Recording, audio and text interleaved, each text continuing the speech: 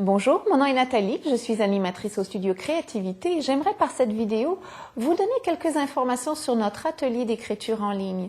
Tout d'abord, vous donner quelques trucs pour faciliter l'écriture à la maison, donc garder une certaine motivation à l'écriture à distance, et également vous donner des détails pour afficher vos textes sur notre blog.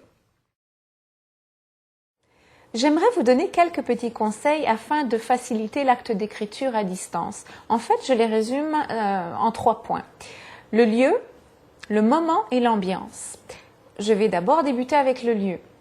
Il est important de choisir un lieu où vous allez pouvoir vous consacrer à l'écriture, mais un lieu qui soit vraiment agréable, tranquille, calme, qui n'offre aucune distraction comme le téléphone, les enfants, les conversations de la parenté, la télévision, tous ces bruits ou ces activités qui vous empêcheraient de vous concentrer. Donc c'est très important de pouvoir choisir ce lieu, qu'il soit à la maison, une pièce isolée, un coin du salon, de la chambre, un bistrot, la bibliothèque, peu importe. C'est un endroit où vous vous sentez à l'aise.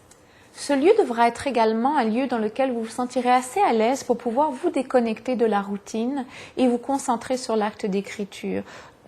Quand on écrit souvent, on perd un petit peu la notion du temps. Il faut que vous vous sentiez assez à l'aise dans ce lieu pour pouvoir justement vous concentrer sur les textes que vous aurez à rédiger.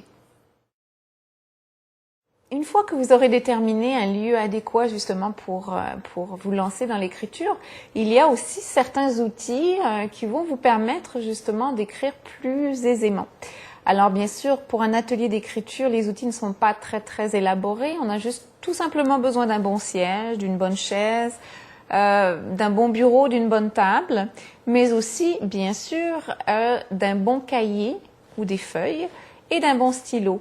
Alors ces outils peuvent bien sûr changer de série en série ou de jeu d'écriture en jeu d'écriture. Si un jour ça vous tente d'aborder un jeu d'écriture avec un stylo, allez-y. Même chose si la fois suivante vous désirez utiliser une plume. Donc soyez fidèle à votre intuition du moment. Quant au cahier, cela peut être un cahier à feuilles lignées ou non lignées. C'est à vous de décider. En général, dans les ateliers d'écriture créative, on recommande souvent d'utiliser des cahiers non lignés, des feuilles non lignées, tout simplement parce que des fois, on a envie d'écrire dans tous les sens, on a envie de finalement sauter des lignes, de ne pas écrire droit, de changer de grosseur de caractère, chose qui nous est un petit peu plus difficile avec les lignes puisqu'on est un petit peu restreint à rester sur ces lignes dans un certain cadre bien précis.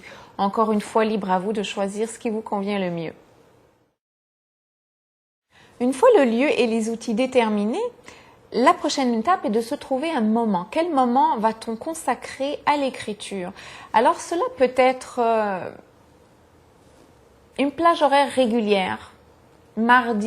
Chaque mardi de chaque semaine, je vais dédier du temps à l'écriture. Ou ça peut être flexible selon votre horaire. Il est certain que plus il y a de la régularité dans l'acte d'écriture et plus finalement le geste est naturel et fluide également. Mais c'est à vous d'adapter justement votre horaire à l'écriture. Donc, vous pouvez très bien décider de prendre la série de 4 exercices hebdomadaires et de le faire en une fois. À ce moment-là, il faudra au moins y consacrer quelques heures dans votre journée. Ou sinon, vous pouvez très bien décider de faire des exercices d'écriture par-ci, par-là dans votre semaine. Si vous décidez de faire vos exercices en plusieurs fois, je vous invite à chaque fois de prendre ou de reprendre l'exercice de réchauffement qui vous est proposé. Que ce soit le même à chaque fois, qu'il soit modifié, personnalisé ou que cela soit un exercice des semaines précédentes, peu importe. L'important est de ne pas commencer immédiatement un exercice un petit peu plus approfondi. En général, les exercices de réchauffement sont plus ludiques, un peu plus légers et permettent une coupure avec le quotidien, ce qui est très important avant d'aborder l'acte d'écriture. Si vous avez déterminé un horaire particulier pour votre écriture et qu'il y a une activité qui requiert votre attention immédiate, soyez assez flexible et de vous dire « je remets ces exercices ultérieurement. Cependant, il serait important qu'on puisse définir ensemble ce qu'est en fait une activité qui requiert votre attention immédiate. Je mets de côté toute activité style conversation téléphonique avec un ami sur ce qui s'est passé aujourd'hui, émission de télévision et tout ça. Ce qui est important, c'est de vous dire, si vous avez dédié tant d'heures ou de minutes à l'écriture, essayez de respecter ça, mais soyez flexible si des fois votre attention devait être portée sur une chose plus importante. Donc, rigueur, flexibilité et savoir choisir ses priorités. Peu importe où les jeux d'écriture vous mènent, suivez votre intuition, même si finalement vous sortez hors du cadre de la thématique qui vous a été proposée. Encore une fois, ce sont tout simplement des déclencheurs d'idées et s'ils vous mènent à des lieux de la thématique initiale, ça n'a aucune importance.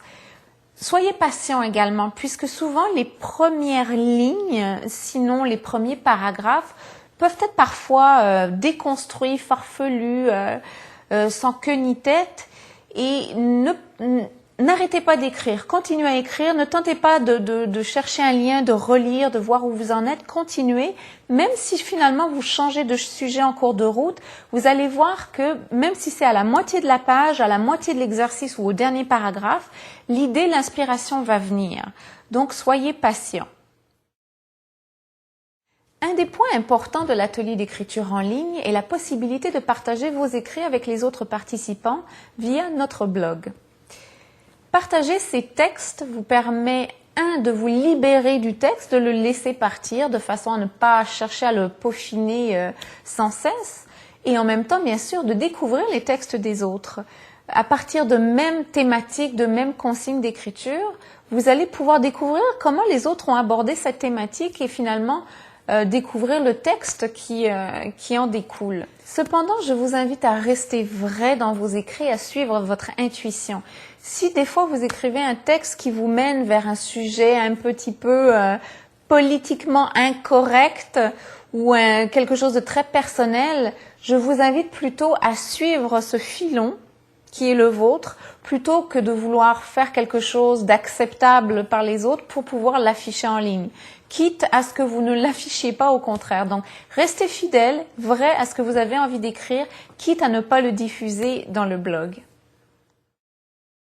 Chers écrivains, je vous souhaite une bonne session d'écriture.